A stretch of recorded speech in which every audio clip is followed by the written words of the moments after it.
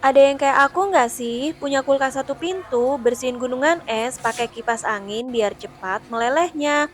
No becek-becek, menghemat waktu dan tenaga juga loh. Aku langsung buru-buru ke pasar untuk belanja beberapa macam sayuran, ikan, dan ayam untuk stok beberapa hari ke depan.